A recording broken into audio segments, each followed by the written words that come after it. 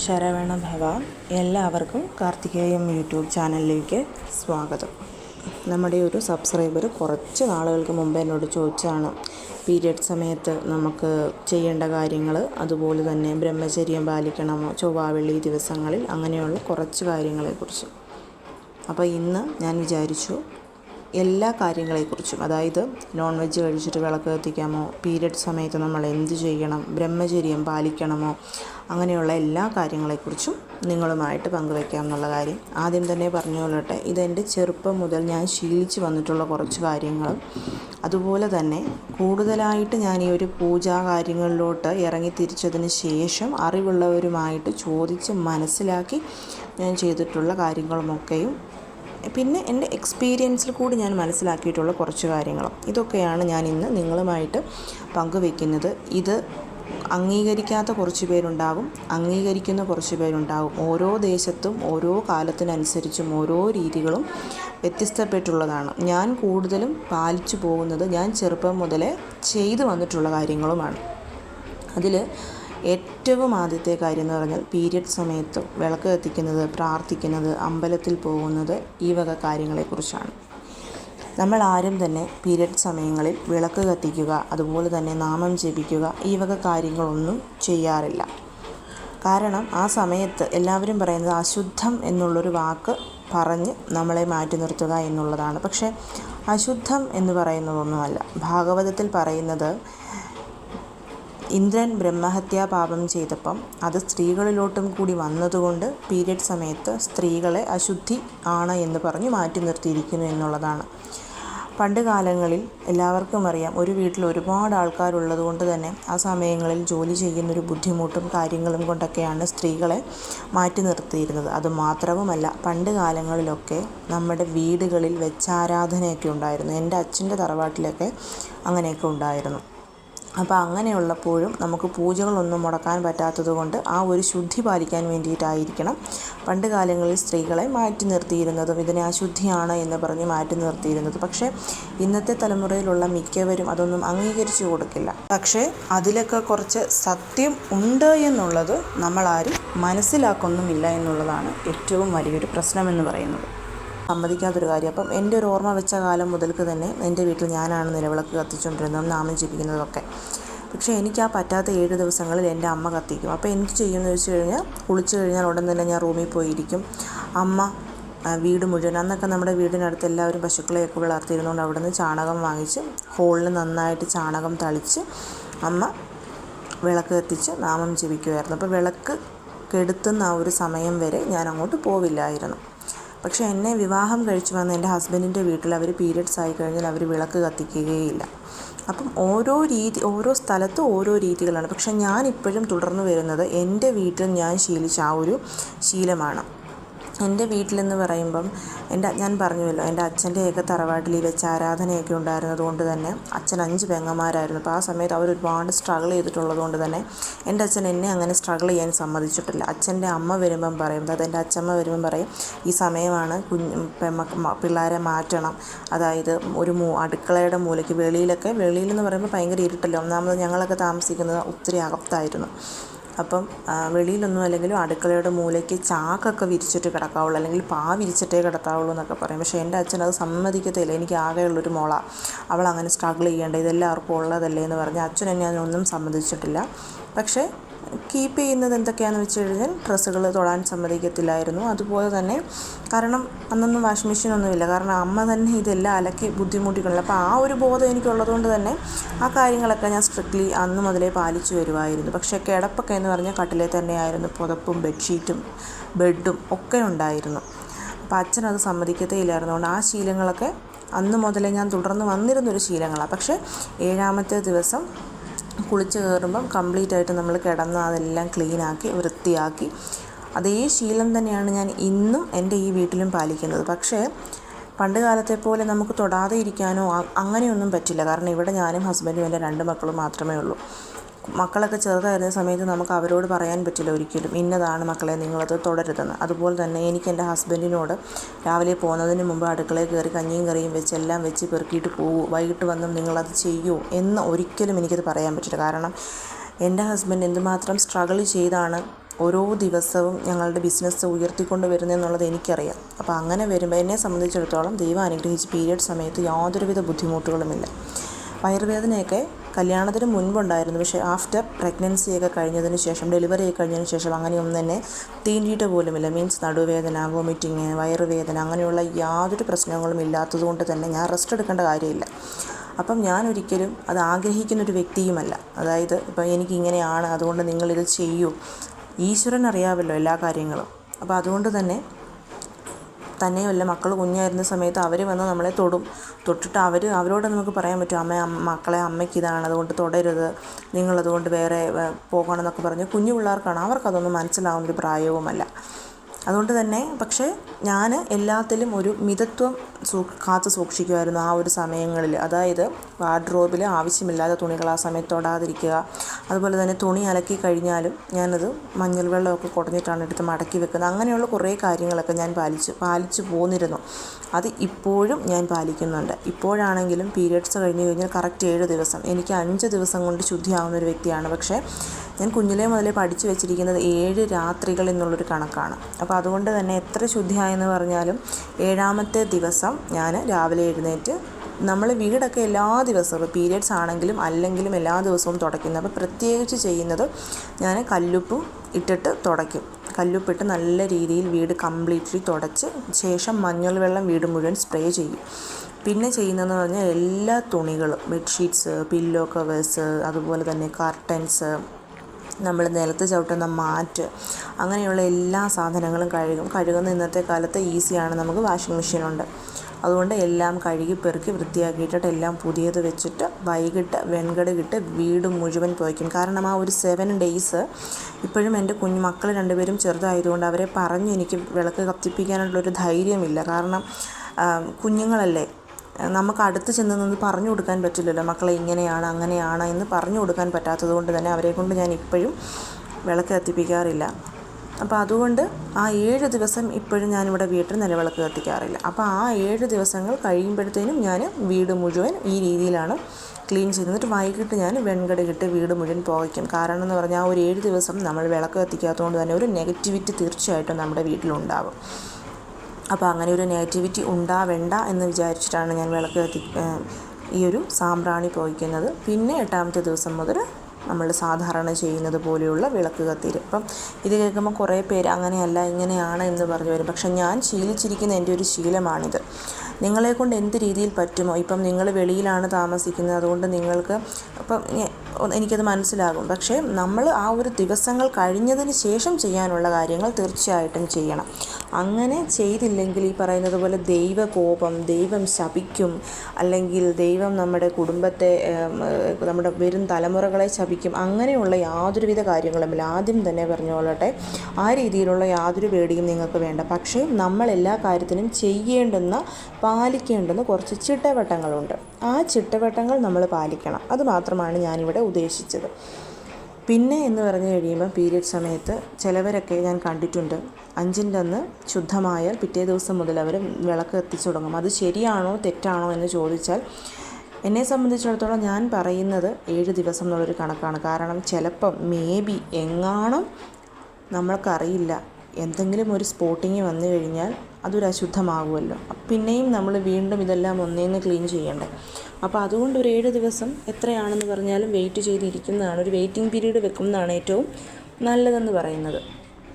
പിന്നെ പീരിയഡ് സമയത്ത് നമ്മളാരും, ഇപ്പോൾ എൻ്റെയൊക്കെ വീട്ടിൽ പീരിയഡ് ആയിട്ടിരുന്ന് കഴിഞ്ഞാൽ പിന്നെ ആ ഒരു 7 ദിവസം അമ്പലത്തിൽ പോലും ആരും പോവില്ല. അങ്ങനെയല്ല, ഇനിയിപ്പോൾ എന്തെങ്കിലും ഒരു അത്യാവശ്യം ചില ബർത്ത്ഡേയ്സോ അല്ലെങ്കിൽ 1-ാം തീയതിയൊക്കെ ആണെന്നുണ്ടെങ്കിൽ എൻ്റെ അച്ഛനൊക്കെ ചെയ്യുന്നത് വെളിയിൽ നിന്ന് തന്നെ കുളിച്ചിട്ട് ഡ്രസ്സൊക്കെ വെളിയിൽ തന്നെ വെച്ചിട്ട് അങ്ങനെ വീട്ടിനകത്ത് കയറാതെ അങ്ങനെ പോകുന്നതാണ് ഞാൻ കണ്ടിട്ടുള്ളത്. അത്ര അത്യാവശ്യമാണെന്നുണ്ടെങ്കിൽ മാത്രമേ ചെയ്യാറുള്ളൂ. അതുകൊണ്ട് ഞാനിപ്പോഴും ആ ഒരു ശീലവും പാലിക്കുന്നുണ്ട്. കാരണം വീടിനേക്കാൾ കൂടുതൽ നമ്മൾ ഈ സമയങ്ങളിൽ അമ്പലങ്ങളിലെ ക്ഷേത്ര ദർശനം കഴിവതും ഒഴിവാക്കണം.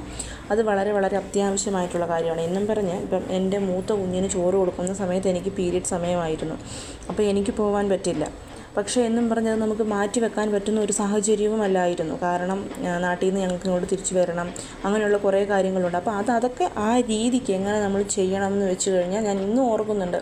ഒരു 2-3 മണിക്കൂർ കുഞ്ഞിന് എൻ്റെ കൈ കിട്ടിയിട്ട് പോലുമില്ല.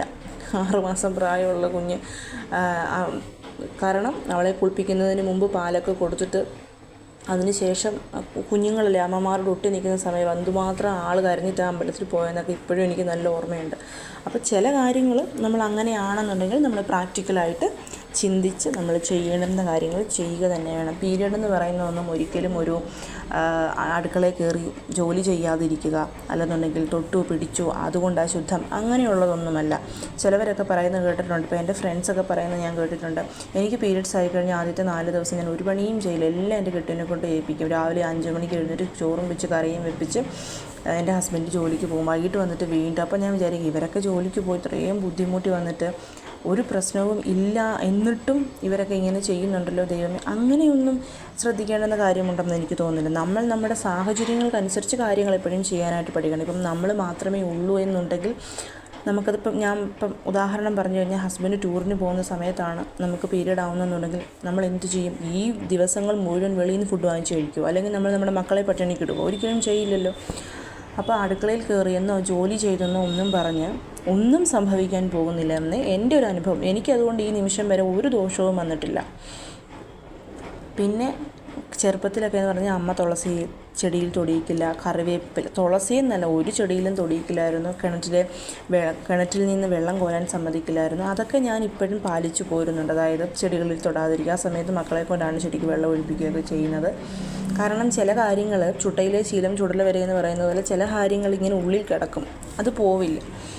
അപ്പോൾ പീരിയഡ്സ് ആണെന്നുണ്ടെങ്കിൽ നിങ്ങളിപ്പോൾ പീരിയഡ്സ് ആണ് അതുകൊണ്ട് നിങ്ങളുടെ വീട്ടിൽ മറ്റൊരാളെ കൊണ്ട് വിളക്ക് കത്തിച്ചു എന്ന് പറഞ്ഞ് ഒരു ദോഷവുമില്ല. ഞാനിപ്പോൾ അത് ചെയ്യാത്തതിൻ്റെ കാരണം മക്കളെക്കത് പറഞ്ഞു കൊടുത്ത് അവർക്കത് അത്രയ്ക്കുള്ള അറിവായിട്ടില്ലാത്തതുകൊണ്ട്. തീർച്ചയായിട്ടും ഒരു 2 വർഷം കൂടെ കഴിഞ്ഞ് കഴിയുമ്പം ഡെഫിനറ്റ്ലി ഞാൻ മക്കളെ കൊണ്ട് വിളക്ക് കത്തിക്കും. കാരണം എന്താണെന്ന് വെച്ച് കഴിഞ്ഞാൽ എനിക്ക് 2 പെൺമക്കളാണ്, ഞാനൊരാൾ. അപ്പോൾ ഞങ്ങൾ വീട്ടിൽ 3 സ്ത്രീകളായി. ഒരു 3-4 വർഷം കൂടെ കഴിയുമ്പോൾ എൻ്റെ 2 മക്കളും പ്രായപൂർത്തിയാകും. അങ്ങനെ വന്നു കഴിയുമ്പം 21 ദിവസം മാസത്തിൽ എനിക്ക് പോകും. ഇപ്പോൾ നിങ്ങൾ തന്നെ പറയും എനിക്ക് ഒന്നെങ്കിൽ 9 ദിവസം അല്ലെങ്കിൽ 10 ദിവസം. ഇതിൽ കൂടുതൽ വിളക്ക് കത്തിക്കാനും കിട്ടുമോ? എൻ്റെ ചെറുപ്പത്തിൽ എൻ്റെ വീടിനടുത്ത് എൻ്റെ ഫ്രണ്ട് ഉണ്ടായിരുന്നു. അവരുടെ വീട്ടിൽ അവർ 3 പേര്, ഞാനീ പറഞ്ഞ പോലെ തന്നെ അമ്മയും 2 പെൺമക്കളും. അവർ മാസത്തിൽ വിളക്ക് കത്തിക്കുന്ന ഒന്നെങ്കിൽ 3-4 ദിവസമാണ്.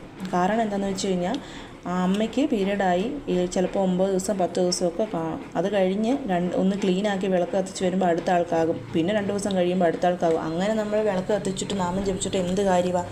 എന്തെങ്കിലും കാര്യമുണ്ടോ? അതുകൊണ്ട് തന്നെ ഞാൻ വിളക്ക് കത്തിക്കുക തന്നെ ചെയ്യും. ഒരു വർഷം കൂടെ ഒക്കെ കഴിഞ്ഞ് കഴിയുമ്പോൾ എൻ്റെ മക്കൾക്ക് ഞാനിത് പറഞ്ഞു കൊടുത്ത് എങ്ങനെയാണെന്നുള്ളത് അവരെ പഠിപ്പിച്ചിട്ട് തീർച്ചയായിട്ടും ചെയ്യണം എന്ന് തന്നെ വിചാരിച്ചിട്ടാണ് ഇരിക്കുന്നത്. നോൺ വെജ് കഴിച്ചിട്ട് വിളക്ക് കത്തിക്കാമോ നാമം ജപിക്കാമോ എന്നുള്ളത്. നോൺ വെജ് കഴിച്ചിട്ട് തീർച്ചയായിട്ടും നിങ്ങൾക്ക് വിളക്ക് കത്തിക്കുകയും നാമം ജപിക്കുകയും ചെയ്യാം. അക്കാര്യത്തിലും യാതൊരു വിധത്തിലുള്ള ദോഷങ്ങളുമില്ല. നിങ്ങളിപ്പോൾ ഉച്ചയ്ക്ക് നോൺ വെജ് കഴിച്ചു, നിങ്ങൾ വൈകിട്ടാണ് നിലവിളക്ക് കത്തിക്കുന്നത് എന്നുണ്ടെങ്കിൽ നിങ്ങൾ എന്ത് ചെയ്യണം? നല്ല രീതിയിൽ തലയ്ക്ക് കുളിക്കണം. ഒരിക്കലും നോൺ വെജ് കഴിച്ചിട്ട് മേല് മാത്രം കഴുകിപ്പോയി വിളക്ക് കത്തിക്കരുത്, അത് ദോഷമാണ്. നമ്മൾ തലയ്ക്ക് കുളിച്ചിട്ട് തന്നെ വേണം വിളക്ക് കത്തിക്കാൻ. നോൺ വെജ് കഴിച്ചിട്ട് നമ്മൾ ചെയ്യാൻ പാടില്ലാത്ത കാര്യങ്ങളെന്ന് പറയുന്നത് വിഷ്ണു സഹസ്രനാമം, ലളിതാ സഹസ്രനാമം, ദേവീ മഹാത്മ്യം പോലുള്ള സഹസ്രനാമങ്ങൾ ചൊല്ലാതിരിക്കുക. അതേപോലെ തന്നെ ഓം ചേർത്തിപ്പം ഓം നമഃശിവായ, ഓം നമോ നാരായണായ അങ്ങനെ ചൊല്ലാതിരിക്കുക. പകരം നാരായണായ, നമഃശിവായ, ശിവായ നമ അങ്ങനെയൊക്കെ ചൊല്ലാം. റെഗുലറി ചൊല്ലുന്ന സന്ധ്യാനാമങ്ങളൊക്കെ നിങ്ങൾക്ക് ചൊല്ലാം. അതേപോലെ തന്നെ നോൺ വെജ് കഴിച്ചിട്ട് ക്ഷേത്ര ദർശനം നടത്താതിരിക്കുക. എനിക്കറിയാവുന്ന ആൾക്കാരൊക്കെ ഉച്ചയ്ക്ക് നോൺ വെജ് കഴിച്ചിട്ട് അവർ പറയും ഇപ്പോൾ 5 മണിക്കൂറായില്ലേ, ദഹിച്ച് കാണും, കുഴപ്പമില്ല എന്ന് പറഞ്ഞ് കുളിച്ചിട്ട് ക്ഷേത്രത്തിൽ പോകുന്നവരുണ്ട്. അതിനെക്കാട്ടിലും വലിയൊരു പാപം ഈ ലോകത്ത് വേറെയില്ല. അതുപോലെ തന്നെ ക്ഷേത്ര ദർശനം ചെയ്ത് വന്നിട്ട് നോൺ വെജ് കഴിക്കാതിരിക്കുക. കഴിവതും അന്നത്തെ ദിവസം ഒഴിവാക്കുക. ഞാൻ എൻ്റെ ചെറുപ്പം മുതൽ ശീലിച്ച് വന്നിരിക്കുന്ന ഒരു ശീലമാണ് ഈ പറയുന്നത്. എൻ്റെ അമ്മയൊക്കെ ഉച്ചയ്ക്ക് ഇപ്പോഴും നോൺ വെജ് കഴിച്ചാൽ വൈകിട്ട് വിളക്ക് കത്തിക്കുന്നവരാണ്. ഞാനത് പറഞ്ഞു കൊടുത്താൽ പോലും അമ്മ എന്നോട് തിരിച്ചു ചോദിക്കുന്നൊരു ചോദ്യം, ഇത്രയും നാളും നീ നിൻ്റെ ഓർമ്മ വെച്ച കാലം മുതലുകൾ കാണുന്നതല്ലേ, എന്തെങ്കിലും ഒരു ദോഷം നിൻ്റെ ഈ കുടുംബത്തിൽ, നീ വളർന്നു വന്ന ഈ കുടുംബത്തിനുണ്ടായിട്ടുണ്ടോ? ഇല്ല. അപ്പോൾ അതുകൊണ്ട് തന്നെ ചില സമയങ്ങളിൽ നമുക്ക് ഉത്തരവില്ലാണ്ടായി പോകും.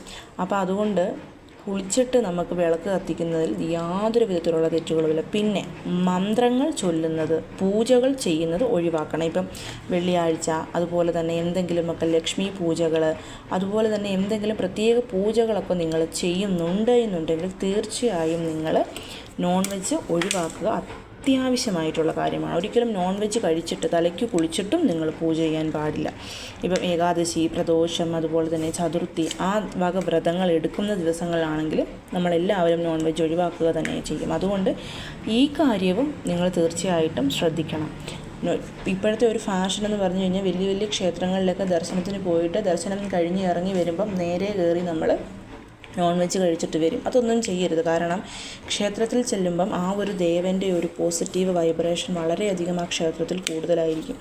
അത് നമ്മുടെ ബോഡിയിലും ഉണ്ടാകും. അതുകൊണ്ട് തന്നെ ആ ഒരു ചൈതന്യം നമ്മുടെ ബോഡിയിൽ ഉള്ള ഒരു ദിവസം, ആ ഒരു ദിവസം നമ്മൾ നോൺ വെജ് ഒഴിവാക്കുന്നതാണ് നല്ലത്. അതല്ലാണ്ട് നമ്മൾ വീട്ടിൽ ഇപ്പോൾ ഉച്ചയ്ക്ക് നോൺ വെജ് കഴിച്ചിട്ട് വൈകിട്ട് വിളക്ക് കത്തിച്ചു, നാമം ജപിച്ചു എന്നും പറഞ്ഞ് യാതൊരു വിധത്തിലുള്ള കുഴപ്പങ്ങളോ ദൈവദോഷമോ ഒന്നും തന്നെ നിങ്ങൾക്ക് വരില്ല. ഇനിയിപ്പോൾ അങ്ങനെ ഒരു പേടിയുള്ളവരാണെന്നുണ്ടെങ്കിൽ ഹരേ രാമ ഹരേ രാമ മാത്രം ജപിച്ചോളൂ. ഇതെപ്പോൾ വേണമെങ്കിലും ജപിക്കാൻ പറ്റുന്ന ഒരു മന്ത്രമാണ്. യാതൊരു വിധത്തിലുള്ള റെസ്ട്രിക്ഷൻസും ഇല്ലാത്ത ഒരു മന്ത്രമാണ് ഈ ഒരു ഹരേ രാമ എന്ന് പറയുന്നത്. അതുകൊണ്ട് ആ രീതിയിലുള്ള പേടിയൊന്നും ഒരാൾക്കും ഒരിക്കലും വേണ്ട. ദൈവമെന്ന് പറയുന്നത് എന്നെ സംബന്ധിച്ചിടത്തോളം, ഞാൻ മനസ്സിലാക്കിയിടത്തോളം, ഈശ്വരൻ എന്ന് പറയുന്നത് പേടിക്കേണ്ടുന്ന ഒന്നല്ല. നമ്മൾ മനസ്സിലാക്കി പ്രാർത്ഥിച്ചാൽ ഇത്രമാത്രം നമുക്ക് സന്തോഷവും സമാധാനവും നമ്മളോട് ചേർന്ന് നിൽക്കുന്നതുമായിട്ടുള്ള മറ്റൊരു എനർജി സോഴ്സ് ഉണ്ടെന്ന് നമുക്ക് വിശ്വസിക്കാൻ പോലും പറ്റില്ല. പണ്ടുള്ളവർ പറയുന്നത് പോലെ തൂണിലും തുരുമ്പിലും എന്ന് വേണ്ട, ഈ ഭൂമിയിലുള്ള ഓരോ വസ്തുവിലും ദൈവീക ചൈതന്യം അടങ്ങിയിട്ടുണ്ടെന്നാണ് പറയുന്നത്. അങ്ങനെയുള്ളപ്പം നമ്മൾ എന്തിനാണ് പേടിക്കുന്നത്? പേടി കളഞ്ഞ് നമ്മൾ വിശ്വാസത്തോടുകൂടി പ്രാർത്ഥിച്ചാൽ എല്ലാ കാര്യങ്ങളും നേരെയാവും. മിക്കവർക്കും ദൈവമെന്ന് പറയുന്ന ഒരു പേടിയാണ്. അത് ചെയ്താൽ കോപിക്കുമോ, ഇത് ചെയ്താൽ ദോഷമാണോ, അത് ചെയ്താൽ ശാപം കിട്ടുമോ എന്ന് തുടങ്ങിയ പേടിയുള്ളത് കൊണ്ടാണ് നമ്മുടെ ഹിന്ദു ധർമ്മത്തിൽ പല കാര്യങ്ങളും ചെയ്യാൻ പലരും മടിക്കുന്നത്. അതേസമയം ഇവിടെയൊക്കെ വന്ന് നോക്കിയാൽ ഉള്ള കാര്യം ഉള്ളതുപോലെ പറയണമല്ലോ. ഇവിടെയൊക്കെ ആ വക പേടിയൊന്നും ആർക്കും ഞാൻ കണ്ടിട്ടില്ല. പക്ഷേ ഇവിടെയുള്ളവർ സ്ട്രിക്റ്റ്ലി പാലിക്കുന്ന ഒരു കാര്യം, അവരൊരിക്കലും നോൺ വെജ് അടുക്കളയിൽ വെച്ച് കുക്ക് ചെയ്യില്ല. അതിൻ്റെ കാരണമെന്ന് പറയുന്നത് ഇവിടെയുള്ള എല്ലാവരുടെയും അടുക്കളയിലാണ് പൂജാ റൂം എന്ന് പറയുന്നത്. അവർ നോൺ വെജ് വാങ്ങിച്ചാൽ അവരുടെ വീടിന് വെളിയിലുള്ള ബാൽക്കണിയിൽ വെച്ചാണ് അവർ പാചകം ചെയ്യുന്നത്. അടുക്കളയിൽ വെച്ച് അങ്ങനെ ആരും തന്നെ പാചകം ചെയ്യാറില്ല. പീരിയഡ്സ് ആയാലും 3 ദിവസം കഴിഞ്ഞു കഴിഞ്ഞാൽ ഇവിടെയുള്ളവർ കുളിച്ച് വൃത്തിയായി വിളക്ക് കത്തിക്കാറുണ്ട്. ഇവിടെയുള്ളവർക്ക് ആ രീതിയിലുള്ള പ്രശ്നങ്ങളോ ബുദ്ധിമുട്ടുകളോ ഒന്നും തന്നെയില്ല. അവർക്കതൊന്നും ഒരു പ്രശ്നമല്ല. പിന്നെ ചിലവർ പീരിയഡ്സ് ആയി കഴിഞ്ഞ് കഴിഞ്ഞാൽ നമ്മുടെ വീട്ടിൽ വന്ന് കയറില്ല. നമ്മുടെ ഹൗസ് ഓണറൊക്കെ വന്നു കഴിയുമ്പോൾ ഞാൻ അകത്തോട്ട് വിളിക്കുമ്പോൾ പറയും, ഇല്ല എനിക്ക് പീരിയഡ്സ് ആണ്, ഞാൻ കയറുന്നില്ല എന്ന് പറയും. അപ്പോൾ അങ്ങനെയുള്ളവരും ശ്രദ്ധിക്കുന്നവരും ഉണ്ട്, ഇല്ല എന്നല്ല.